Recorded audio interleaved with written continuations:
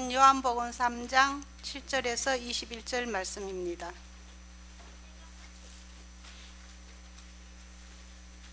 내가 네게 거듭나야 하겠다는 말을 놀랍게 여기지 말라. 바람이 임의로 불매 내가 그 소리는 들어도 어디서 와서 어디로 가는지 알지 못하나니 성령으로 난 사람도 그러하니라. 니고데모가 대답하여 이르되 어찌 그러한 일이 있을 수 있나이까. 예수께서 그에게 대답하여 이르시되 너는 이스라엘의 선생으로서 이러한 것들을 알지 못하느냐. 진실로 진실로 네게 이르노니 우리는 아는 것을 말하고 본 것을 증언하노라. 그러나 너희가 우리의 증언을 받지 아니하는도다. 내가 땅의 일을 말하여도 너희가 믿지 아니하거든. 하물며 하늘의 일을 말하면 어떻게 믿겠느냐. 하늘에서 내려온 자 곧 인자 외에는 하늘에 올라갈 자가 없느니라. 모세가 광야에서 뱀을 든 것 같이 인자도 들려야 하리니 이는 그를 믿는 자마다 영생을 얻게 하려 하심이니라.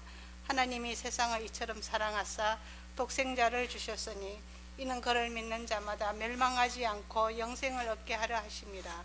하나님이 그 아들을 세상에 보내신 것은 세상을 심판하려 하심이 아니요 그로 말미암아 세상이 구원을 받게 하려 하심이라. 그를 믿는 자는 심판을 받지 아니하는 것이요 믿지 아니하는 자는 하나님의 독생자의 이름을 믿지 아니하므로 벌써 심판을 받는 것이니라. 그 증죄는 이것이니 곧 빛이 세상에 왔으되 사람들이 자기 행위가 악함으로 빛보다 어둠을 더 사랑한 것이니라. 악을 행하는 자마다 빛을 미워하여 빛으로 오지 아니하나니 이는 그 행위가 드러날까 하며 진리를 따르는 자는 빛으로 오나니 이는 그 행위가 하나님 안에서 행한 것임을 나타내려 함이라 하시니라.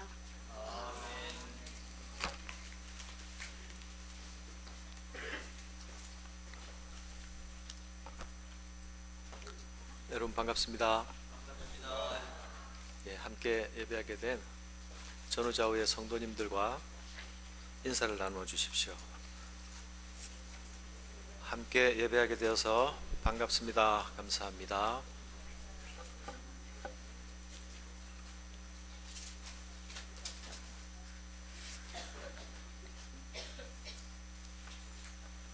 잠시 다시 기도드리겠습니다. 하나님 아버지, 주께서 이 시간 말씀으로 우리 가운데 찾아와 주시옵소서. 주의 말씀을 주의 능력으로 우리 가운데 들려주시옵소서. 말씀 앞에 선 모든 심령들을 주께서 새롭게 하시고 그들의 영의 눈과 귀를 열어주심으로 성령께서 각자의 심령을 향하여 주시는 말씀들을 모두 들을 수 있도록 주께서 이 시간 우리를 다스려 주시옵소서. 예수님 이름으로 기도드립니다. 아멘.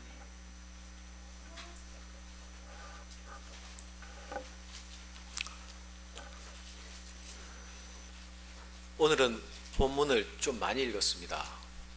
사실은 12절부터 16, 7절까지가 말씀 나눌 본문이 될 것인데 7절부터 읽었죠. 지난 주일날 너무 적게 읽었기 때문에 그것은 좋고요. 지난주의 말씀과 연결시켜서 여러분들이 말씀의 흐름을 연상할 수 있도록 본문을 조금 앞에서부터 읽었습니다. 니고데모는 예루살렘에서 행하신 예수님의 표적을 보고 예수님께 찾아온 대표적 인물입니다. 예루살렘의 대표자 또는 율법의 대표자, 바리새인의 대표자라고 할 수 있습니다. 예수님은 이 니고데모를 향해서 너는 반드시 거듭나야만 한다.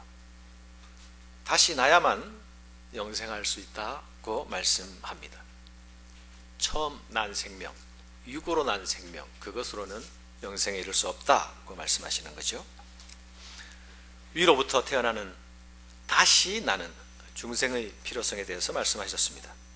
그런데 니고데모는 이 말씀을 제대로 이해할 수 없었고 당연히 이해할 수 없으니 제대로 받을 수도 없었습니다.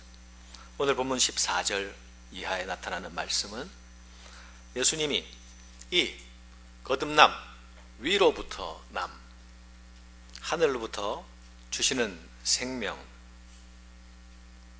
그 거듭남의 방식이 어떻게 이루어져 가는지가 소개되어 있습니다. 핵심적으로 한마디로 말씀드리면 그것은 먼저 인자가 반드시 들려야 한다는 말씀입니다. 예수님은 이 이야기를 구약의 광야 교회 시대에 일어난 한 사건을 가지고 설명하십니다. 모세가 광야에서 뱀을 든 것 같이 인자도 들려야 하리니 이는 저를 믿는 자마다 영생을 얻게 하려 하심이라. 민수기 21장에 보면 이 광야에 들린 뱀에 대한 사건이 보도되고 있습니다. 애굽을 떠나온 백성들이 광야길을 둘러 가게 되자 그들 속에서 불평과 불만이 쏟아져 나왔습니다. 음식도 제대로 없고 물도 제대로 없어 불평이요, 우리를 광야에까지 데려와서 여기서 우리를 죽이려고 하느냐 하면서 모세를 향하여 불만을 쏟아 놓았고 하나님을 향해서 불만을 쏟아 놓았습니다. 이것을 보시던 하나님께서 그들의 악함에 대하여서 응징하셨는데 하나님께서 내린 재앙이 독사를 그들 가운데 풀어 놓으신 것입니다. 불뱀. 이 뱀들은 이스라엘 진영을 누비고 다니면서 이 불신앙과 불평과 불만으로 하나님께 대항하는 사람들을 모두 물었습니다. 그 사람들이 뱀에 물린 그 뱀 독으로 인해서 점점 죽어가게 되자 그들은 그제서야 모세를 찾아왔습니다. 그리고 모세에게 요청합니다. 당신이 하나님께 우리의 중재자가 되어주시오. 당신이 하나님께 좀 우리를 살려달라고 구하시오. 모세는 하나님께 구하고 하나님은 그들을 용서하시기로 또한 작정하십니다. 그런데 한 방법을 제안하셨습니다. 그게 바로 놋으로 만든 뱀을 장대에 달아 높이 세워놓는 것이었습니다. 그리고 이 약속의 말씀을 주십니다. 물린 자마다 그것을 보면 살리라. 그리고 곧 이어지는 말씀은 그것을 본 자들이 다 살았다는 말씀입니다. 사랑하는 여러분, 하나님께서 죽어가는 자들을 살려주신 방식을 주목해 보시기 바랍니다. 하나님은 그들에게 어떤 종교적인 의식이나 또는 행위를 요구하지 않으셨습니다. 오직 그것을 보는 자는 살 것이라고 말씀하셨습니다. 모세가 놋뱀을 만들어 장대 위에 다니 뱀에 물린 자마다 놋뱀을 쳐다본 적 살더라. 이것이 당시 광야 이스라엘 백성들에게 하나님께서 베푸신 또 하나의 은혜의 사건이요, 자비의 사건입니다. 또 하나의 구원 사건입니다. 죽어가는 자, 죽어야 마땅한 자, 죽어야 할 죄를 범한 자를 향해서 하나님께서 제시하신, 하나님께서 나타내신 또 하나의 은혜의 구원 방식입니다. 그러나 여러분,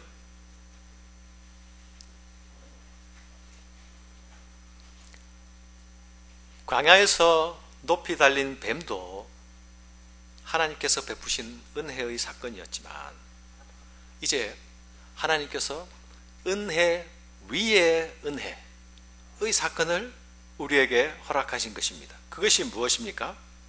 그리스도를 높이 달아 매시는 것입니다. 노뱀을 높이 다는 것이 아니라 그리스도를 높이 닮으로 이스라엘 백성에만 한정되는 것이 아니라 온 세상을 구원하시는 방도를 제시하시는 이 일이 하나님이 자기 백성을 생명 주시기 위해서 부르신 방식인 것입니다. 이 일은 그리스도의 들려짐, 그리스도의 매어 달림을 통해서 이루어집니다. 랍비들은 이 구리뱀을 쳐다보는 것이 왜 구원이 되는지를 오랫동안 생각하고 토론했습니다. 그러나 그들은 그 사건을 통해서 참 의미에 도달할 수가 없었죠.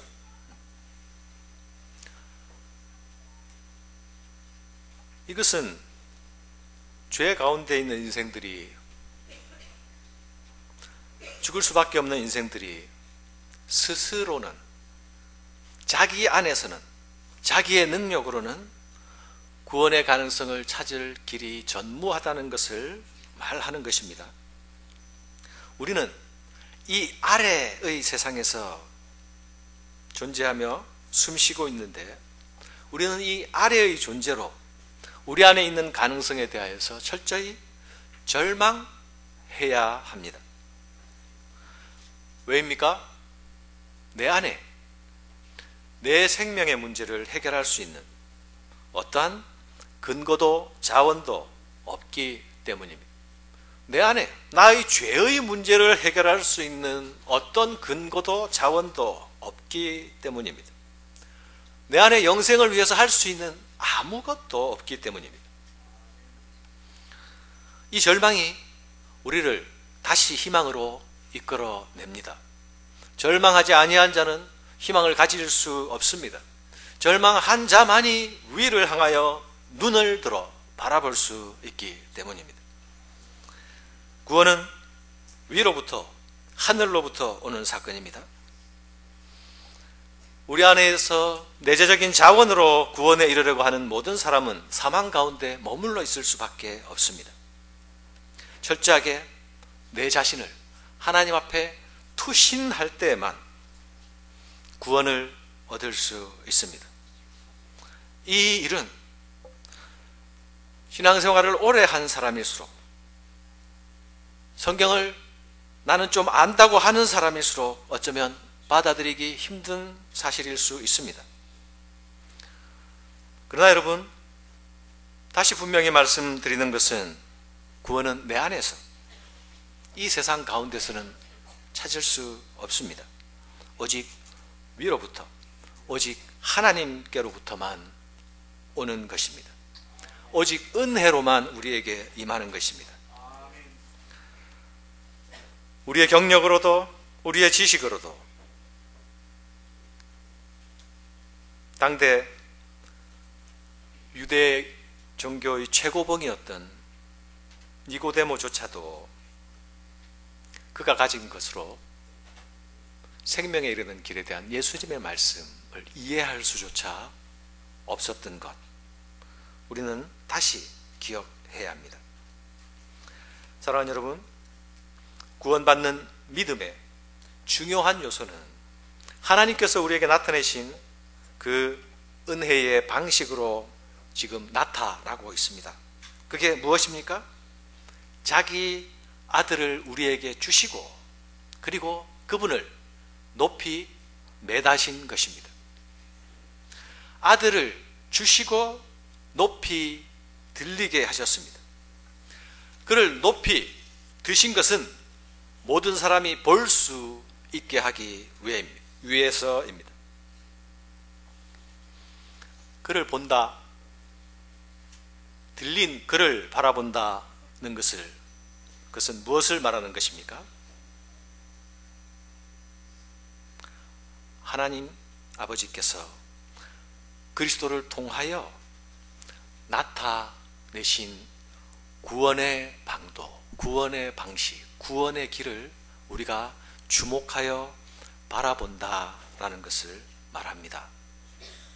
우리는 그것을 주목하여 바라봄으로 그분의 사랑과 그분의 구원의 의지 앞에 굴복하게 되는 것입니다.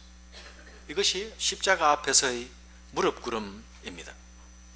구리뱀은 광야에서 제시하셨던 살림의 방식이었습니다. 십자가에 들려 오르신 그리스도는 마지막 시대에 온 세상을 향한 구원의 방식입니다. 사랑하는 여러분, 누가 십자가를 바라볼 수 있습니까? 내 안에 가능성이 전무하다고 자기의 무능을 철저히 인정하는 자만이 이 들려진 십자가를 주목할 수 있습니다. 자기 의존을 철저하게 포기한 자만이 하나님이 내미신 손에 의존할 수 있습니다.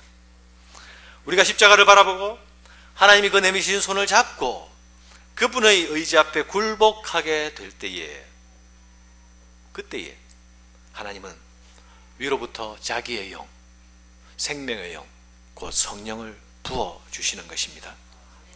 이에 힘입어 우리가 거듭난 생명, 위로부터는 생명을 얻고 영생에 이르게 되는 것입니다. 그러므로 우리의 구원은 위에서 오신 분 예수 그리스도께서 십자가에 들려 올려짐으로만 가능합니다. 요한복음 3장 16절 17절에서는 하나님께서 우리에게 영생을 주시는 구원의 방식을 또다시 설명해 주고 있습니다. 17절을 먼저 보면요, 하나님께서 자신의 아들을 위에서 아래로 보내셨습니다. 심판이 아니라 구원을 위하여 보내셨습니다. 이 아들이 누구입니까? 태초부터 함께 하나님과 함께 계시던 아들이 아니었습니까? 그런데 지금 그는 이 땅에 하나님의 일꾼으로 와 계십니다. 하나님의 전권 대사로 하나님의 대권을 위임받아서 하나님의 뜻을 집행하고 계십니다. 하나님의 뜻을 이루는 것, 하나님의 뜻을 행하는 것, 그것이 나의 양식이다, 그 말씀하시죠. 주님의 존재의 이유입니다. 3장 16절을 보면 그것은 순전히 하나님의 은혜라고 말하고 있습니다. 하나님이 그분의 독생자를 내어주신 사건은, 독생자를 주신 사건은 내어줌의 사건입니다. 우리를 위해서 하나님께서 아들을 내어주셨습니다. 이 내어줌의 사건은 성경에서 언제나 하나님의 사랑을 이야기할 때에 나타납니다. 하나님의 내어주시면 그가 들려지는 것으로 나타납니다. 요한복음에서는 이 들림, 들려짐이 세 차례나 언급되고 있는데요, 오늘 이 본문 외에 8장 28절에서도 언급되고 12장 32절 이하에서도 언급됩니다.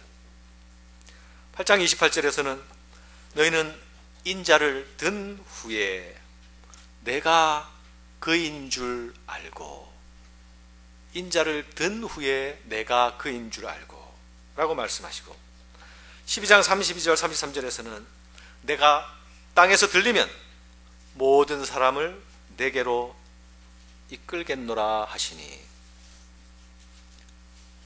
이렇게 말씀하시면 자기가 어떤 죽음으로 죽을 것을 보이심이라.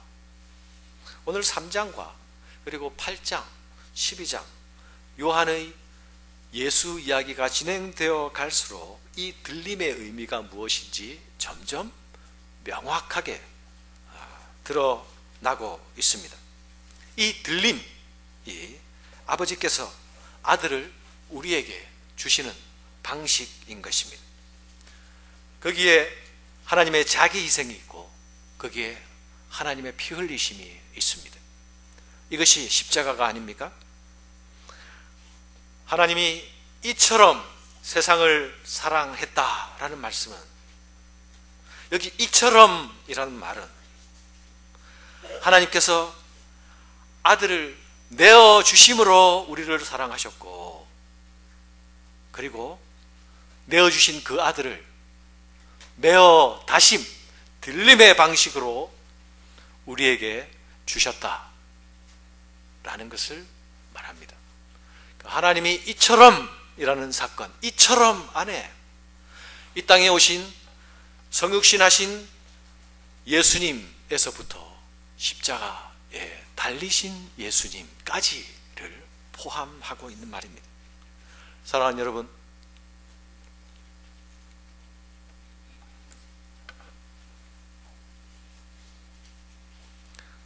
하나님께서 이렇게 하시는 이유가 무엇입니까? 그것은 믿는 자마다 영생을 얻게 하기 위함이지요. 하나님은 이 일을 통하여서 내어주심과 들림이라는 사건을 통해서 소망이 없는 세상 속에 희망이 나타나게 하셨습니다. 죽음의 세계 속에 생명이 임하게 하셨습니다. 갈등과 증오의 세계에 사랑이 나타나게 하셨고, 어둠과 암흑의 세계에 빛이 나타나게 하셨습니다. 이것이 하나님의 우리를 찾아오시는 사랑으로 인해서입니다. 이 하나님의 사랑이 내어주심과 들림을 통하여 절정으로 나타나고 있는 것입니다.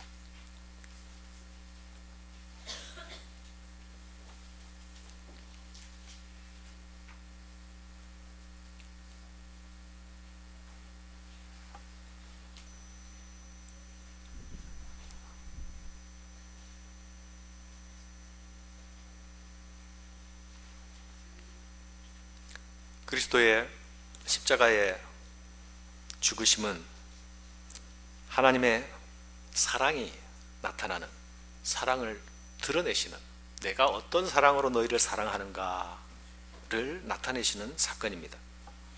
예수님은 이렇게 십자가에서 하나님이 누구신가라는 하나님의 본질을 계시하심으로, 나타내심으로써 예수님 자신이 하나님을 나타내시고 하나님을 드러내시는 분임을 확인하십니다.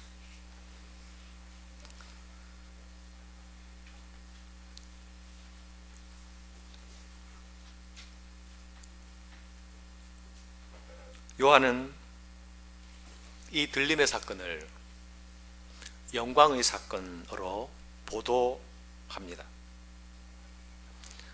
여기서 영광이란 말은, 이 말의 기본 뜻은 하나님의 뜻 또는 하나님의 의지 또는 하나님 그분 자신이 누구신가에 대한 그 본질이 나타나는 것, 그것을 영광이라고 말합니다.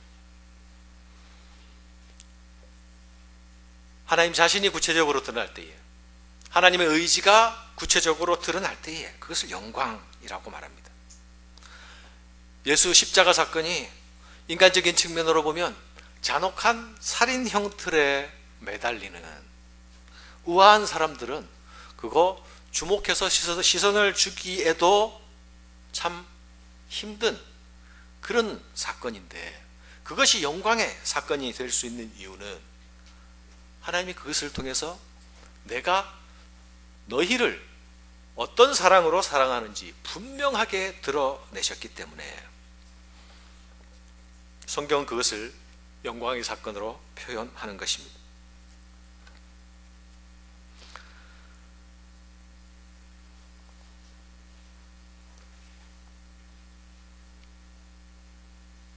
요한복음 3장은 오신 예수님이 십자가에 들려 올려짐으로써 하나님의 사랑을 계시하시고,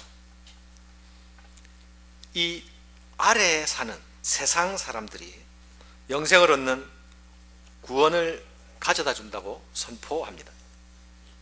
아래 세상의 모든 사람들은 아래로부터의 구원이 불가능합니다. 위로부터 오셔서 십자가에 들려 올려지신 분에 의해서만 구원이 가능합니다. 구원의 사건은 오직 하나님의 보내시는 사건과 하나님께서 내어주시는 사건으로만 가능한 것입니다.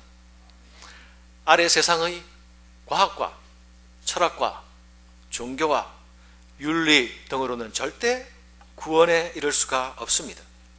구원은 오직 위로부터, 하늘로부터, 하나님께로부터만 옵니다. 오직 하나님의 우리를 향한 사랑으로부터만 생명 주시는 일이 가능한 것입니다. 이것이 복음입니다. 그러나 여러분, 이 복음은 한편으로 부정적인 측면을 가지고 있습니다. 그것이 무엇입니까? 이 복음은 철저하게 모든 인간적인 것들에 대하여서 거부합니다. 니고데모로 대표되는 유대 종교에 대한 부정, 인간의 철학과 지성과 지식에 대한 부정이 그것들입니다. 그것을 통해서는 구원에 이를 수 없습니다. 내가 혈통적으로 누구의 몇 도선이다로 구원이 획득되지 않습니다. 내가 교회에 출석한 날이 30년, 40년이 되었다로 구원이 획득되지 않습니다. 심지어는 구원에 이르는 방도에 대한 교리를 내가 잘 꿰고 있다는 것으로도 구원에 이를 수가 없습니다.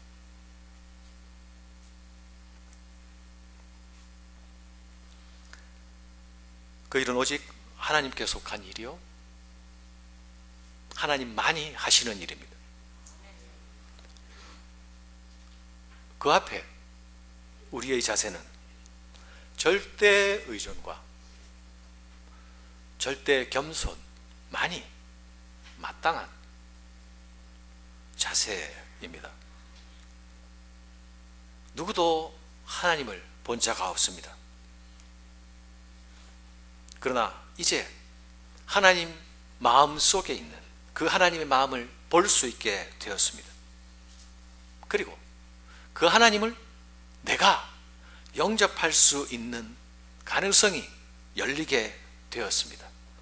하나님의 내어주심과 들어올림의 사건을 통하여서 가능해진 것입니다. 하나님의 독생자를 통하여 하나님께서 우리 가운데 그 일을 행하셨기 때문에 가능해진 일입니다.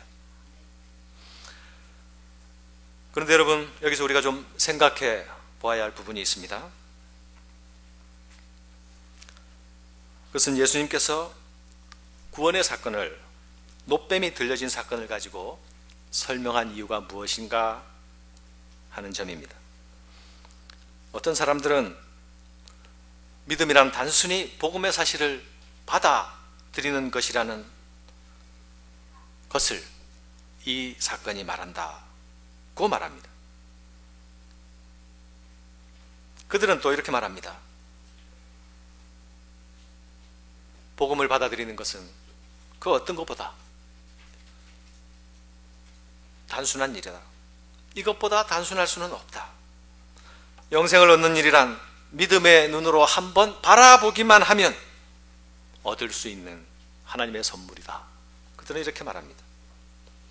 사랑하는 여러분, 그것은 일면으로는 옳은 말이지만 그러나 다른 한편으로는 그것은 충분치 않은 진술입니다. 하나님의 구원의 복음이 그것이 가지는 진정한 가치에 비해서 그것을 얻는 방법이 너무도 단순하고 간결하다는 것은 사실입니다. 그러나 여러분, 잊지 말아야 할 중요한 것은 우리가 가지는 믿음이라는 것이 하나님께서 제공하신 것에 대한 믿음이 아니라 그것을 제공하신 분에 대한 믿음이어야 한다는 사실입니다. 우리 앞에 나타난 사건 그 자체에 집중하기보다는 그 사건을 우리 앞에 내어 주신 그분의 마음, 그분의 인격, 그분의 심장을 느낄 수 있어야 한다는 것입니다. 그래야만 우리가 이 안이한 구원인식, 안이한 구원의 방도에서 자유로워질 수 있습니다. 이 안이한 구원의 방도란 게 무슨 말입니까? 구원 사건이란 일정한 프로세스를 거치면 일어나는 자동적이고 기계적인 사건으로 생각하는 것, 그것이 안이한 태도입니다. 구원은 결코 그렇게 일어나지 않습니다.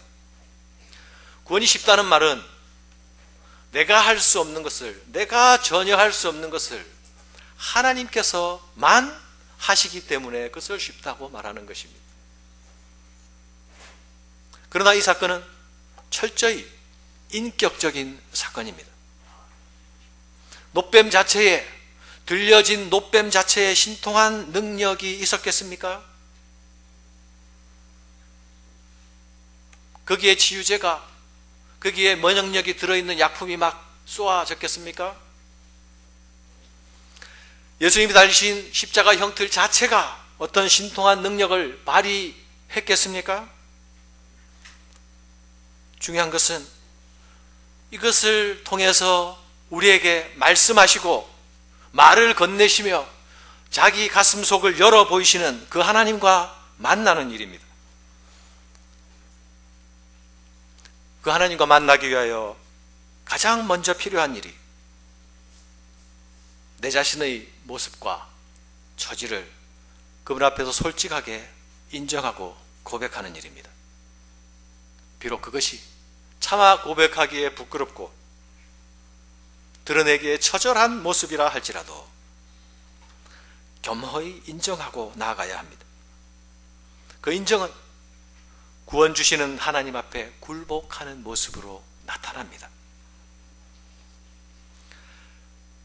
나의 자존심도 살리고 하나님의 자존심도 살리고 윈윈하는 방식으로는 아무것도 얻을 수 없습니다.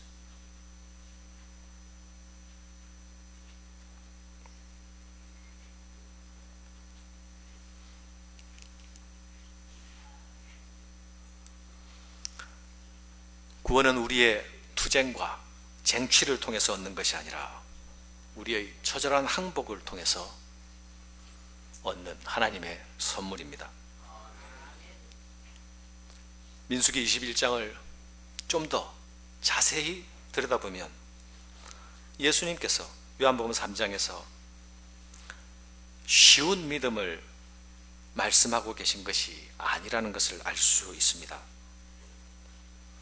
예수님은 니고데모에게 그가 이해되지 않는 다시 나는 것이 어떻게 가능하겠습니까?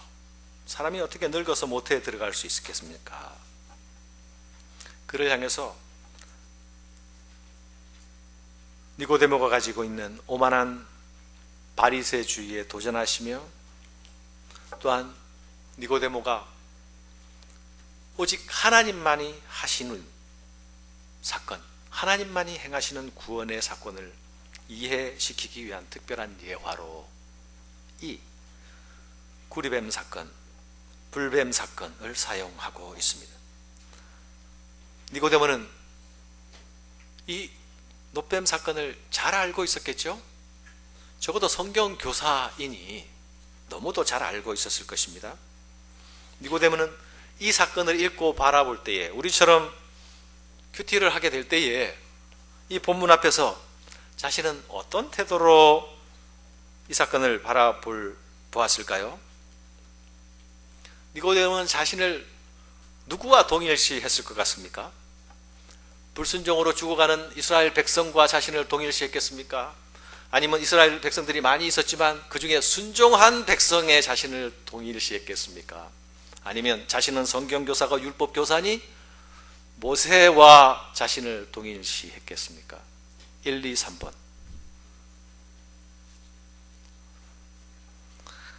정확히는 모르지만 아마도 그는 자기 자신을 불순종해서 죽어가는 중에 하나님이 제안하신 그 대안, 들어올려진 불뱀을 보아야만 살 수 있는 자로 여기지는 않았을 것 같습니다. 그러나 여러분, 예수님의 시각은 다르시죠? 예수님은 바로 니고데모, 네가 너 자신을 범죄하고 반항하고 하나님께 저항하여 죽음 가운데로 떨어져 죽어가고 있는 그 자와 동일시하여야 할 것이다, 그 말씀하고 있는 것 아닙니까?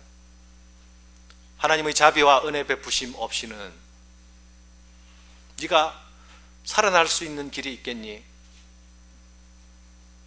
이렇게 말씀하시는 것 아닙니까? 사랑하는 여러분, 장대에 달린 노뱀을 바라보기 위해서는 독이 퍼져서 마비되고 아픈 몸을 움직여야만 했습니다. 뱀에 물려 뱀의 독에 중독되어 있는 사람들이 땡볕 아래 마당에 나와 있었겠습니까? 환자 취급을 받고 있지 않았겠습니까? 장막 안에, 텐트 안에. 그런데 그들은 매달린 노뱀을 보기 위해서는 나와야 했겠죠. 지치고 아픈 몸을 이끌고 기어라도 나와야만 했겠죠. 이것은 수고와 고통을 동반하는 일입니다. 이것은 자신이 행한 일의 결과로 죽어가고 있는 그 자신에 대한 회개와 반성을 포함하는 일입니다. 노뱀을 보기 위해서 불편한 몸을 이끌고 움직이며 나아온다는 것은 그 안에 이미 회개하는 마음을 포함하고 있습니다. 내 힘으로는 다시 살 방도가 없다. 하나님이 제시해 주신 그 방법만이 나를 살릴 수 있다. 나는 다시 하나님의 은혜에 의존해야 한다. 그것이 없이는 나아갈 수 없었습니다. 그냥 단순하고 간단하게 가벼운 마음으로 장대 위에 매달린 노뱀을 한번 힐끗 바라보는 것으로 생각할 수는 없는 일입니다. 예수님은 이 니고데모와 같은 자들에게도 똑같은 반응을 요구하신 것입니다. 하나님께서 내어주시고 그리고 들리게 하신 그분 앞에 어떻게 나아와야 하는지, 그리고 그분을 통해서 어떻게 들어야 하는지, 그리고 그분이 하신 말씀과 가르침 앞에 어떻게 반응해야 하는지에 대해서 하나님이 내어놓으신 방도와 우리가 나아가는 태도에 대해서 깊이 생각하게 하는 것입니다.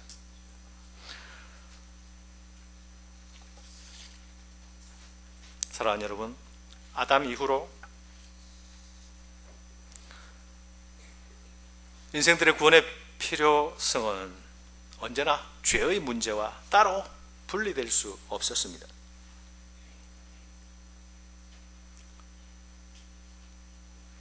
이스라엘의 위대한 율법 선생도, 위대한 성경 교사도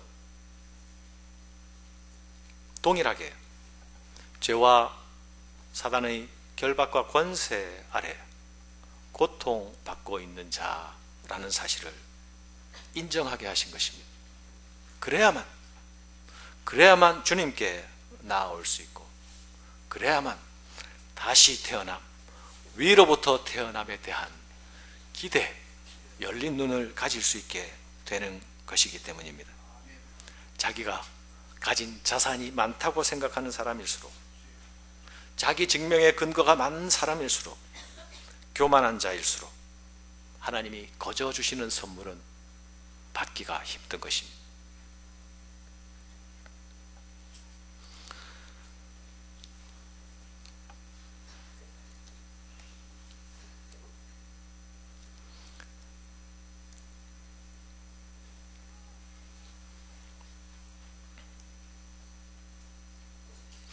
14절에 나타나는 들려야 하리니, 들려야 하리니는 반드시 들려야 한다라는 뜻입니다. 영어 성경에도 must가 아마 다 들어가 있을 것입니다. 한글 성경에는 잘 드러나지 않는데요. 아주 의미심장한 표현이죠. 그리스도는 반드시 들려야만 합니다. 반드시 죽으셔야 합니다. 반드시 피 흘리셔야 합니다. 그것이 하나님이 아들을 우리에게 주시는 방식이었습니다.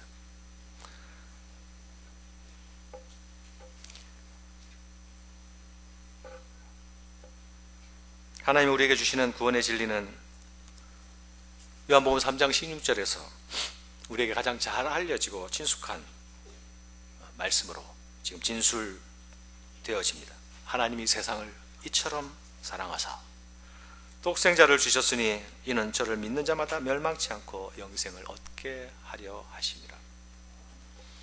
어떤 사람은 요한이 책 한 권을 다 안 써도 이 한 구절만으로도 할 말을 다 할 수 있을 것이다, 이렇게 말하는 학자들도 있습니다.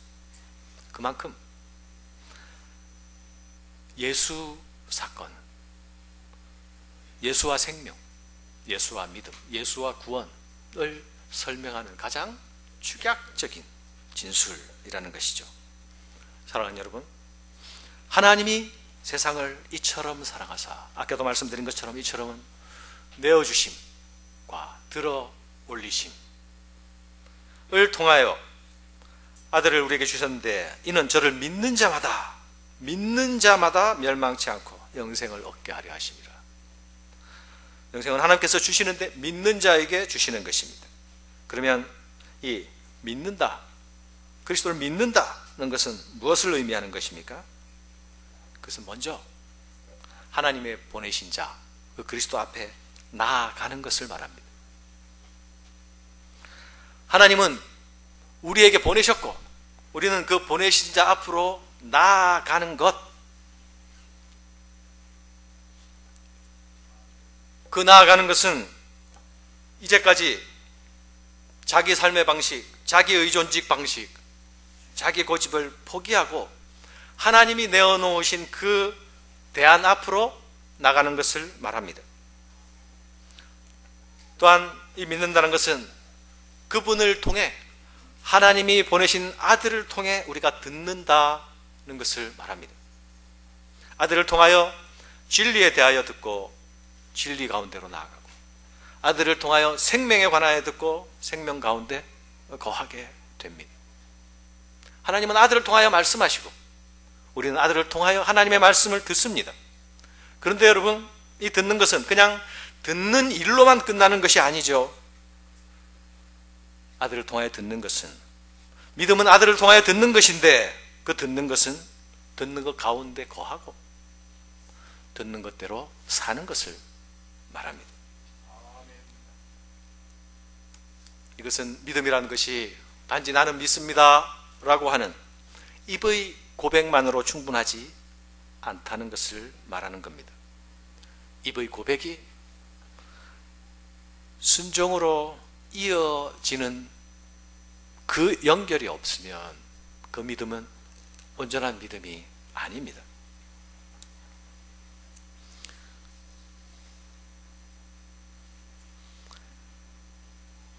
하나님이 그 아들을 세상에 보내신 것은 세상을 심판하려 하심이 아니요, 저로 말미암아 세상을 구원받게 하려 하심이라. 이 말씀은 니고데모와 당시 유대인들이 가지고 있던 메시아에 대한 생각을 정면으로 부정하는 말씀이었습니다. 당시 유대인들은 메시아가 나타나면 그들을 압제하던 이방인들을 멸하고 유대인들을 위한 나라를 세워줄 것이라고 기대했습니다. 그들이 기대하던 메시아는 오직 유대인들을 위한 메시아였습니다. 그들의 국경과 그들의 종교를 넘지 못하는 메시아였습니다. 이런 생각을 가지고 있던 그들에게 이스라엘만이 아니라 모든 세상 사람들을 구원하러 오셨다는 이 사실을 선포합니다. 어쩌면 이것은 유대인들에게는 실망스러운 선포가 되었겠죠. 아니, 구원이 우리를 위해서가 아니라니, 하나님이 우리를 다시 찾아오심이 우리만을 위해서가 아니라니. 그러나 여러분, 그리스도 오심은 온 세상을 위한 것이죠. 하나님의 사랑과 자비가 베풀어지고 전달되어야 할 모든 자들을 위하여인 것이죠. 이것이 하나님께서 이루시는 구원 계획 안에서 예수 그리스도를 통하여 드러납니다. 사랑하는 여러분, 예수님은 자신을 통하여서 복음을 나타내셨습니다. 이 복음의 특성은 때로 베타적입니다. 왜냐하면 예수님만이 유일한 구원의 길이기 때문에 그렇습니다. 그분의 이름을 통하지 아니하고서는, 그분의 들림을 보는 것을 통하지 않고서는 영생에 이를 수 없습니다. 아무리 신실한 자라 할지라도, 아무리 선행을 많이 행하는 자라 할지라도 반드시 그리스도를 통하여 영생에 이르게 됩니다. 구원이 필요한 모든 사람들은 죄를 지어 죽어가는 광야 이스라엘 백성들과 자신을 동일시해야만 합니다. 그 동일시가 있어야만 십자가에 들리신 그리스도 앞에 무릎 꿇고 나아올 수 있는 것입니다. 혹시 아직 죄의 고통 가운데, 생명 없음 가운데, 사망의 권세 가운데 신음하고 있으면서 내 안에 구원이 없어 고통하고 고민하고 있는 분은 없습니까? 고통스러운 삶 가운데서 거친 숨을 헐떡이고 있으면서도 아직 고개를 들어 십자가를 바라본 적이 없는 분은 혹 안 계십니까? 하나님께서 아들을 보내신 것은 세상을 멸망케 위해서가 아니라 하셨습니다. 죄로부터 돌이키고 순종하며 나아오는 자들에게 생명이 약속되어 있습니다. 그러나 여러분, 믿음으로 나아오지 않는 자들에게는 명백한 정죄만 있을 뿐입니다. 저는 저와 여러분들이 이 생명을 공유하는 기쁨 함께 누리기를 간절히 바랍니다. 마지막으로 한 가지만 더 나누겠습니다. 생명 탄생의 신비, 사실 지난주에 잠깐 언급하고 지나갔어야 됐는데요, 거듭난다.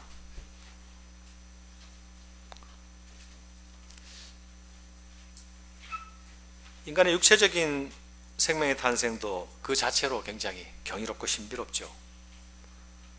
아이를 하나 낳고 둘 낳고 셋을 낳아도 그 아이들이 탄생하는 모습에는 우리는 경외감에 이르기까지 합니다. 그러나 여러분, 이 영적 생명의 탄생은 더욱 그러하죠. 예수님은 이 거듭남 생명의 탄생에 대해서 바람의 비유를 통해서 설명하셨죠. 바람이 임의로 불매 네가 그 소리를 들어도 어디서 오며 어디로 가는지 알지 못하나니 성령으로 난 사람은 다 이러하니라. 성령으로 난 사람은 다 이러하니라. 근원과 이루어지는 과정은 잘 알 수 없지만 나무가 흔들리는 것 보시 바람이 불고 있는구나를 확인할 수 있는 것 같이 성령으로 난 사람들은, 중생하는 사람들은 어떤 프로세스와 과정을 통하여서 그 생명이 생긴지 모르지만 분명히 생명 생긴 증거들을 나타내므로 생명이 생겼구나, 거듭났구나 하는 것을 확인할 수 있다는 것입니다.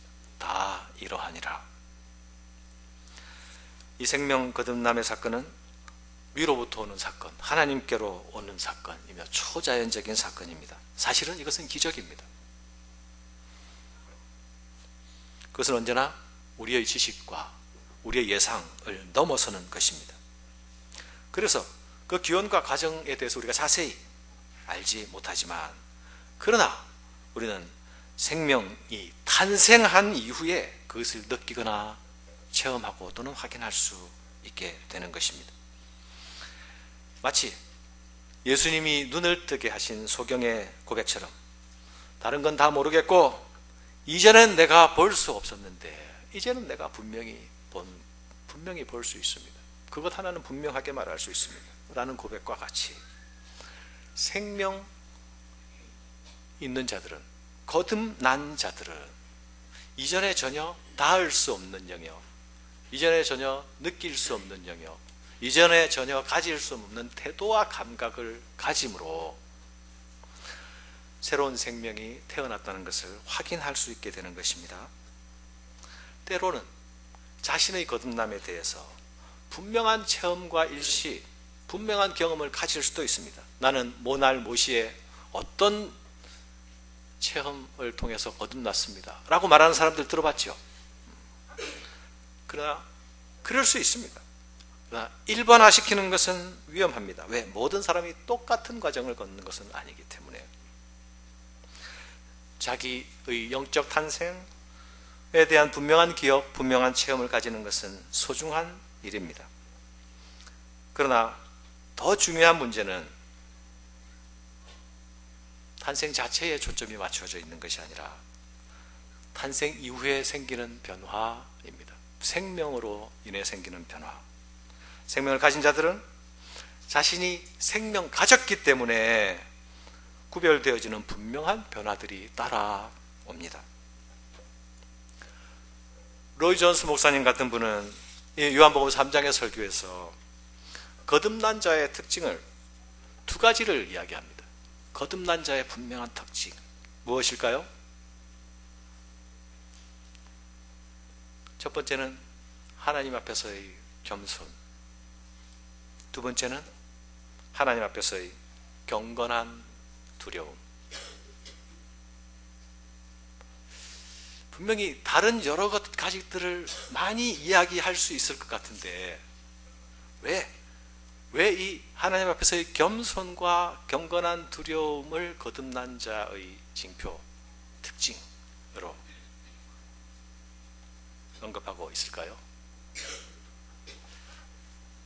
새로 태어난 생명은, 거듭난 생명은, 그 생명이 하나님께로부터 온 것이기 때문에 하나님이 주신 생명을 가진 자들은 그 하나님에 대한 정확하고 바른 태도와 자세가 나올 수밖에 없다입니다.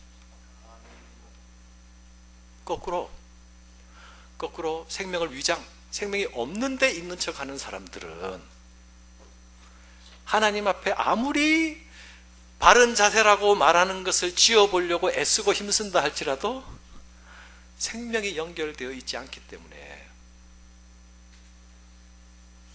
알맹이 내용이 나올 수 없다는 것이죠. 여러분, 겸손이 단순히 도덕적인 덕목이 아닙니다. 하나님과 인격적인 관계에서 나타나는 나의 당연하고 마땅한 태도입니다. 생명 받은 자가 생명 주신 분 앞에서 나타내는 마땅한 태도, 그것이 하나님 앞에서의 겸손이다. 그리고 경건한 두려움이다. 그리고 이 태도를 가진 자들은 경건한 근심을 가지게 된다. 경건한 근심을 가진 자들은 진짜 회개를 하게 된다. 이렇게 말합니다. 여러분, 여러분에게는 경건한 근심이 있습니까? 경건한 근심이 여러분을 하나님 앞에서 진짜 회개로 이끌고 있습니까? 여러분은 생명 있는 자들입니다.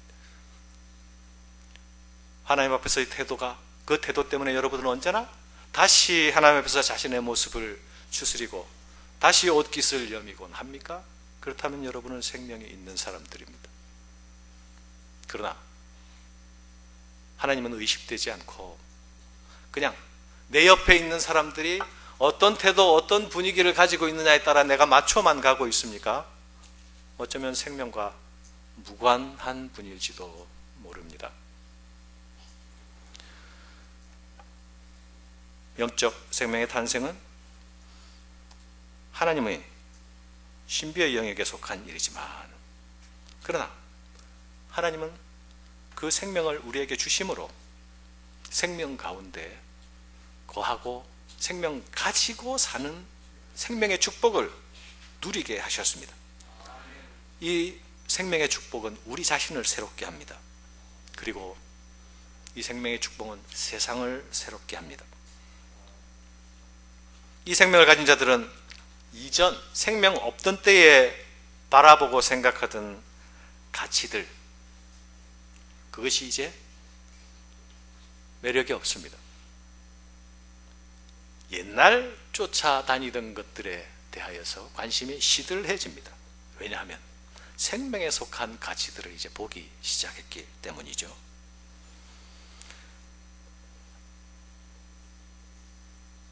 사랑하는 여러분, 말씀을 맺습니다. 여러분은 이 하나님의 내어주심, 그리고 들어 올리심,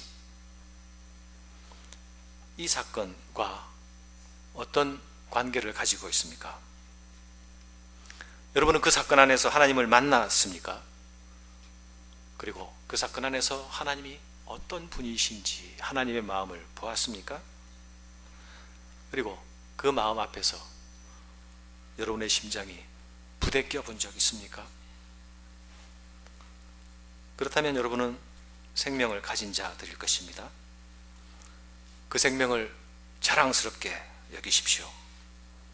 생명 가진 자답게 사십시오. 예수의 생명을 가진 자들은 모든 것을 가진 자들입니다. 세상 가운데서 그 생명을 자랑하십시오. 그리고 생명 주신 이를 찬양하며 나가십시오. 우리들의 생각과 삶의 내용들이 이 생명 주신 하나님에 대한 정직한 반응으로 가득 채워지기를 주님의 이름으로 축원합니다. 하나님 아버지, 우리를 위하여 아버지께서 행하신 일들을 생각할 때마다 얼마나 감사하고 감격스러운 일인지 모르겠습니다.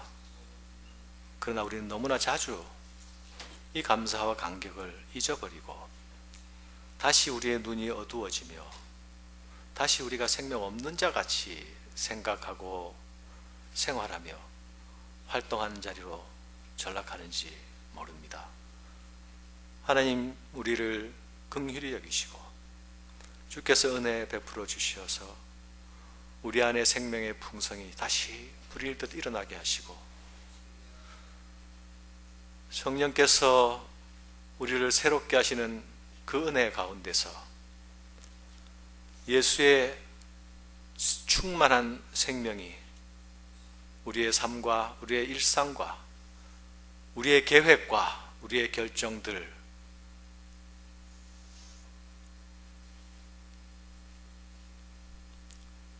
그 가운데 충만하게 임하게 하셔서 생명 있는 자로, 아버지의 마음을 아는 자로, 영원을 소유한 자로 그렇게 이 땅에서 숨쉬며 살아갈 수 있도록 우리를 이끄시고 도와주시옵소서. 예수님 이름으로 기도드립니다. 아멘.